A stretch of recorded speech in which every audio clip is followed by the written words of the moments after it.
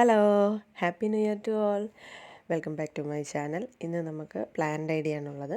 അപ്പോൾ ഈ പ്ലാന്റിൻ്റെ പേര് ഹിബിസ്കസ് ഹിർട്ടസ് എന്നാണ്. ചെമ്പരത്തിയുടെ ഒരു മിനി വെർഷനാണിത്. അതുകൊണ്ട് തന്നെ മിനി ഹിബിസ്കസ് എന്നും ഇതിനെ വിളിക്കാറുണ്ട്. ഇത് കൂടാതെ ലെസർ മെലോ, നൊമ്പരത്തി, സൂര്യമണി, ഇങ്ങനെ പല പേരുകളിലും ഇത് അറിയപ്പെടുന്നുണ്ട്. മാൽവാസി ഫാമിലിയിലെ ഒരു മെമ്പറാണ് ഈ പ്ലാന്റ്. ഇതിന് നേറ്റീവ് പ്ലേസായി പറയുന്നത് ഇന്ത്യയും മലേഷ്യയാണ്. ഏകദേശം 2 അടിയോളം നീളത്തിൽ വളരുന്നവയാണ് ഇവർ. മിക്കവാറും പൂക്കൾ ചെടിയിൽ കാണപ്പെടാറുണ്ട്. Orange, red, white, pink, yellow ഒക്കെ നിറങ്ങളിൽ പൂക്കളുണ്ടാവും. സീഡും കട്ടിങ്ങും വെച്ച് നമുക്ക് പുതിയ പ്ലാന്റുകൾ പ്രൊപ്പഗേറ്റ് ചെയ്യാം. വെയിൽ ഇഷ്ടപ്പെടുന്നവരായതുകൊണ്ട് നല്ല വെയിൽ കിട്ടുന്നിടത്ത് ഇവയെ നട്ടുവയ്ക്കണം.